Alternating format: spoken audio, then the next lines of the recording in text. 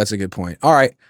The Niners think they avoided doing something stupid at the deadline. They traded for Keion White about a week before the deadline, but then Mykel Williams went down with a torn ACL, and once again, they were really decimated on the D-line in particular. They have no pass rush right now, very little. And I guess a lot of Niner fans, some people in the organization were really hoping that they would do something, and they did nothing. What do you think of that 1 week later? I think it's going to come back to bite them, right? You have a clear opportunity to contend this year. Now, I'm not saying they're going to win a Super Bowl with this roster, an injury-depleted roster or whatever, right? But in a wide-open NFC where you already beat the Rams once with virtually the same team, just Fred Warner. I know it's a big difference, but if you had traded for somebody that could get pressure, it could have been different this past weekend because they gave up 42 points. And it's not even Robert Saleh's fault. Like, what is he supposed to do with a bunch of fifth, sixth rounders and guys that, can't play football at a high level? Like, it's not his fault. Like, people want to say Robert Saleh, it's his fault that you gave him a bunch of guys that wouldn't even play on the Denver Broncos right now, wouldn't even start, most of the Niners players right now on that defense. And you expect them to hold the Rams less than 42 points, right? Like, it's not going to happen. They should have traded for somebody. They should have at least given up a third-round pick. They weren't going to pick somebody good with that anyways. So I just don't get it. Lynch punted on this season for what? For next year? Well, we know they're going to be good next year. Yeah, and I think what's so funny is it was clear that the third-round pick was sort of the magic pick because the Eagles traded their third to the Dolphins for Jalen Phillips, who is a good player, is kind of young, and had made an immediate impact for the Eagles. The Niners decided not to trade their third-round pick, and I think it's great that it's highlighted for fans and analysts what they do with their third-round picks. Like, okay, this is such an important building block for your franchise. Let's look at what you've done with third-round picks in the past. I mean, you've pissed them away on kickers and backup tight ends and safeties who suck and a bunch of wide receivers who are awful and running backs. I mean, you've hit on like Fred Warner and like maybe Dominic Pooney. That's what you can hang your hat on in round 3, and that's what we have to look forward to next year. It's the same stuff every year. I mean, you could make the argument Ladd McConkey should have been picked, right, instead of Ricky Pearsall. Like, yep, he was there if you wanted a receiver. Cooper DeJean is who I wanted with that pick before the draft. But they didn't want Cooper DeJean. That's fine. Last year I wanted Walter Nolan. It was obvious. Defensive tackle, need a DT that can stop the run, maybe have some upside as a pass rusher. No, let's take an edge rusher who couldn't even get sacks at Georgia. Like, look, Mykel Williams might eventually become something. He can obviously stop the run, like whatever. He's an edge setter. You don't draft in the top 15 an edge rusher that can't sack the quarterback. I don't care about these advanced stats, double teams, whatever. When you look at him play football, he can't get to the quarterback as an edge rusher. He's a 2-down player. He's a 2-down player. Which sucks. You can't take a 2-down player. You can't do that. Yeah. And then you look at the names that they passed on, like Gray Zabel, Emeka Egbuka, Tyler Warren, Jalen Walker. There's more. I mean, Omarion Hampton, Jackson Dart, like all these guys who are going to be Pro Bowlers year after year, and you took run defender. And Dane Brugler is a great evaluator, and he didn't even have Mykel Williams, I think, top 25. Nobody did. I mean, in retrospect, he shouldn't have gone top 25. He's the kind of guy you'd love to draft with the 40th pick in overall. Yeah, upside guy, big guy, strong, looks like he should, but who also looked like that? Javon Kinlaw, and he's been bad his whole career, right? And he's Adam Peters' guy. They gave him $40 million to do absolutely nothing in Washington. But this is another guy, looked big, looks like he should be able to play DT. Never panned out, never good. Drake Jackson, another guy. Second round. This idea that you could take a defensive lineman from college who has no pass rush moves and teach him pass rush moves in the pros because you have Chris Kasarik and Nick Bosa, man, that's never worked. And they keep trying. It's incredible. You would think if it's failed a few times, they would get in their head, okay, maybe we're not the best at drafting pass rushers with upside.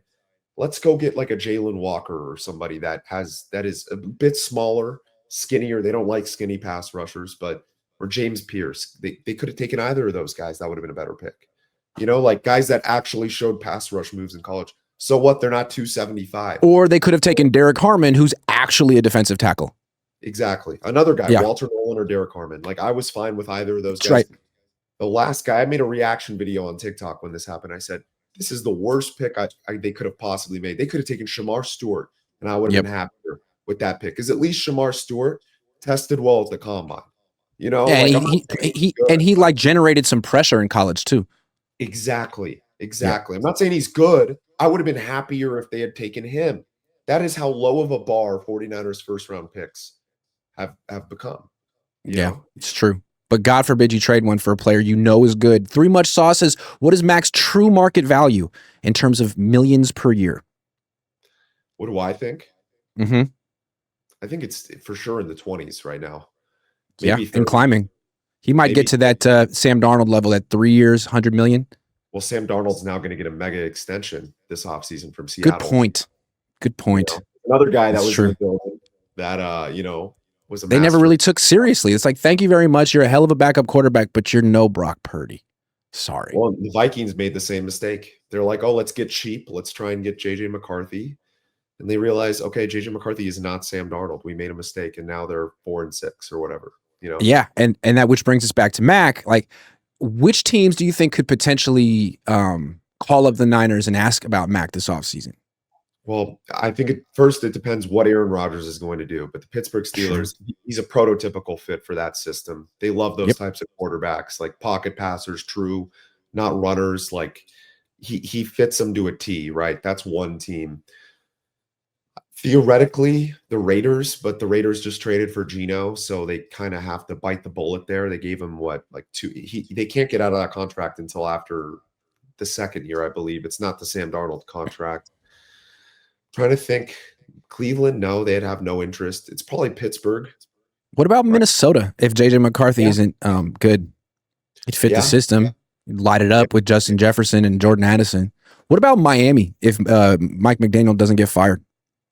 Well, I don't think Mike McDaniel should get fired. I mean, I'd love for him to get fired so he could come back and be the offensive coordinator and help Kyle out a little bit. I doubt he would do that. I think he would go somewhere where he could call plays. That's just my prediction. Because he can't call plays here. You don't want to be. It's like being the OC for the Rams or Niners is like not really a job. You know, like unless Kyle would let him call plays, like Andy Reid lets Matt Nagy call plays. But I don't think Kyle's going to do that. No, and Kyle is one of the best coaches in the league, in my opinion. I stand by that. Like I would rather have Kyle in a lifetime contract than John Lynch. I'll tell you that straight. I don't care. At least Kyle could get a team to a Super Bowl with Jimmy Garoppolo. John Lynch has missed on so many draft picks. I can't believe John Lynch's job is safe, in my opinion. I'm not saying John Lynch is a bad guy. I think he's a great guy, probably, has had a lot of good picks. You got to give credit where credit's due. But like, dude, anybody that trades 3 firsts for Trey Lance, first off, big red flag. Then the first pick you have since that draft is Drake Jackson over Nick Bonito. Right there. And then you miss them like Trey Sermon, Ty Davis, Price. Like take your pick of third-round running backs that they've taken that never play. I mean, how is his job safe? And now you got Nick Martin. Well, yeah, but Nick Martin is probably good. They just never play him. He can't be worse than Curtis Robinson right now or D Winters. He just can't right now.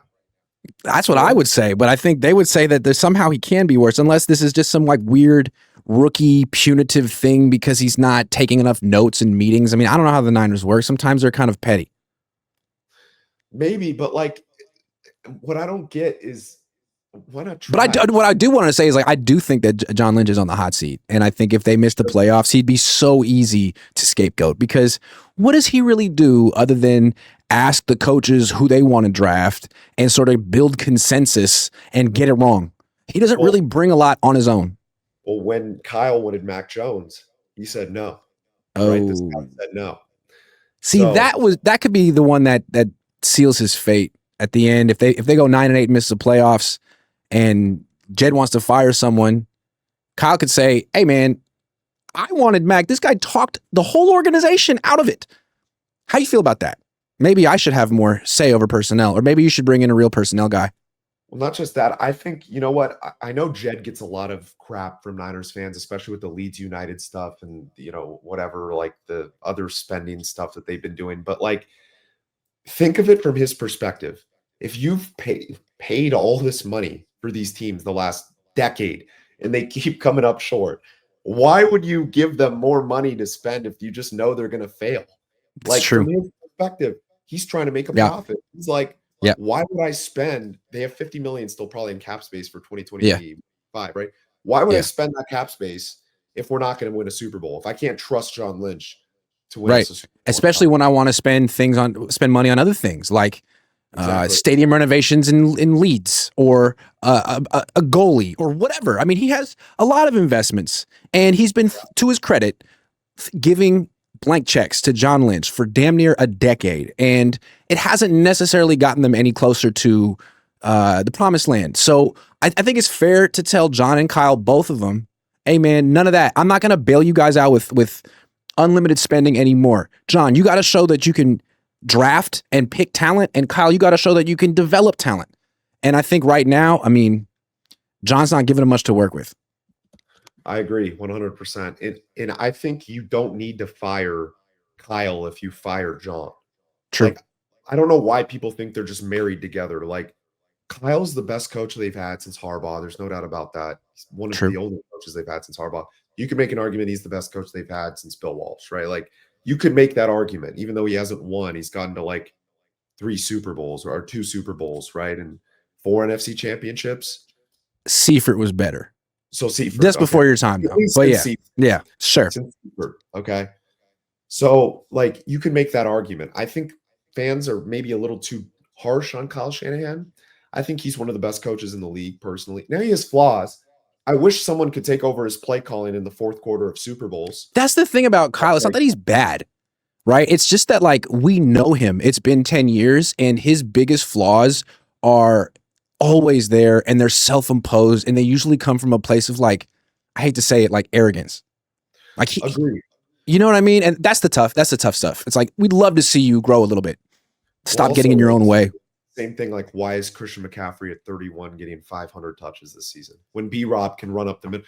Like, dude, he's so stubborn, dude. Christian is an all-time great. We know it. He's a great dude, hard worker, great teammate. Like, okay, congratulations. You're getting 15 carries a game max. I don't care. Like, why is he getting 25 carries when B-Rob can run through a guy's face? And that's why I feel like Kyle is like, dude, are you a genius, man? Because everyone in the world can see that B-Rob has earned more carries and Christian has earned less. You could throw it to Christian as much as you want, but like everyone, he doesn't take a genius to see that, man. I always think about the alternative though, Grant. Like, who are they going to hire? I'm a USC fan, right? It's like the Lincoln Riley thing. Like, who are we going to hire if Lincoln Riley gets fired? We're not getting Nick Saban, right? Like, it's the same thing with the Niners. Who are you going to hire if Kyle Shanahan gets fired? Well, they're not going to fire him this year. First of all, he's not getting fired. But like in the past, because I've been banging the drum to fire him for a while, because I feel like he's what I would call a high-level loser. You could say that about Jim Harbaugh too, like a guy that gets you there but doesn't get you across the finish line. I said a few years ago I really like Shane Steichen. I don't know, he's doing a pretty good job. And then last year I think we all like Ben Johnson. But like maybe you don't. If you do fire Kyle Shanahan down the line, you don't replace him with the next flavor of the month offensive coach. Maybe you'd be looking for something else. And again, it doesn't seem like that's where this team is going right now. He's 2 games over 500 with a bunch of injuries. He's doing a pretty good job. Yeah, I mean, this is probably the best job he's done as a coach his entire career. Like, personally, I mean, and that maybe that shows growth. I always get concerned because Andy Reid was, a loser at the biggest moments for a long time. Right. Found his quarterback and won a bunch of Super Bowls. I always get concerned if they fire Kyle, he'll go somewhere else, get a quarterback, and win 2 or 3 Super Bowls. Right? Maybe he just got his quarterback. Maybe it's Mac. Well, yeah. I'm just saying, like, if they had drafted Mac instead of Trey Lance, and they could have had like Mac and Jimmy on the same team, I think Mac would have taken his job pretty quickly. And I don't know what a Mac-led 2021 Niners or a 2022 Niners team would have done, because I think he's way better than Jimmy. I think that comparison is disingenuous. He reminds me a lot more of like Matt Ryan. Yeah, I don't get, everyone's like, oh, Mac Jones is just Jimmy G. Like, no, he's not. I mean, did you watch Jimmy G play football? Like, he had happy feet in the pocket, unlike Mac Jones. He didn't stand in the pocket long enough like Mac Jones and deliver strikes. He threw it straight to the defense half the time. Like, what are we doing here? He didn't seem to know what he was looking at. He didn't seem particularly cerebral. Like, Mac's a high football IQ. Slant every single play. Let's throw the slant to Debo. Let's throw the slant to, anybody. Like, There's And he no would get doubt. hit and get hurt, whereas Mac is the most durable Niners quarterback they've had so far. I mean, it's only been 7 starts, but like 8. But I mean, he's a freaking warrior. He'd get the feeling he would die on the field to keep this job. Not only that, I want to ask you this because I think we agree here. What if they had made Brock Purdy play on the option? Because I say this because he's been hurt his entire career. Even in the 2023 season, he had that UCL injury, right? Like he was recovering from that. The one Yep. year he was healthy, they made the Super Bowl, right? Like you could Purdy Yeah. fans be like, "Oh yeah, he's elite when healthy." But when has he been healthy? He's been healthy Right. one time in his career. He's six Yeah. It's so feet crazy. tall. We It's not talked like about it he's before the season. It's like, why not make him play out the 4th year of his rookie deal? Why not? It's like, well, because he hasn't made much money. It's not fair. Okay, it's a business. And other people would say, well, he's only going to get more expensive. The longer you wait, the more expensive. Yeah, maybe if he stays healthy and has another great year, he gets more expensive. But you get more evidence and more confidence that you're signing the right guy. So it's like worth it almost. If he gets hurt again, he's going to get way, way cheaper. Like they could have not signed him, had the season unfold exactly how it's unfolding, and still decided that he's the right quarterback for them, but then extended him next year for way cheaper. They missed an opportunity. Yep. I think their thinking was their guys are going to come back healthy, right? Yep. Like all their guys, right? McCaffrey was the clear, like, oh, if he's healthy, we have a chance. And Purdy obviously plays very well with all of his guys healthy. And I think they were thinking with the market, like, oh, 60 million if he has another MVP year. But, and obviously now that Or risk. more like 30 million if he has another injury plagued year. Exactly. Which I'm fine with paying Purdy 30 million a year. I don't care. Better than That 50. seems like the responsible contract for veteran quarterbacks. For a while, it was like any team with the quarterback who had one good year, who was eligible for an extension, got 50 plus million. Like Tua, what? Yeah, but now it's like no. Hold on. What about this Baker Mayfield, Sam Darnold middle ground? And I think you can build a Super Bowl champion that way. Also, Brock, right? Like he's not the type of guy that would have sat out he was going to play. If you said 4th year option, he was going to play. He's a leader. He's not going to be like, oh, I'm not going to fricking play. He's, like that's not who he wasn't he going to is. hold out. He wasn't going to take shots at you on social media. He wasn't going to scrub his social media. He wasn't going to do any of that stuff. He was just going to be a good player, a good teammate. My thing about Brock is he's always going to be limited, and it's not his fault. He's 6 feet tall. That's obviously a limitation at the quarterback position. Say what you want. How many 6 feet quarterbacks, like it's Drew Brees, and then you count them on your fingers, right? That have been good. That's number one. He can't throw the ball downfield.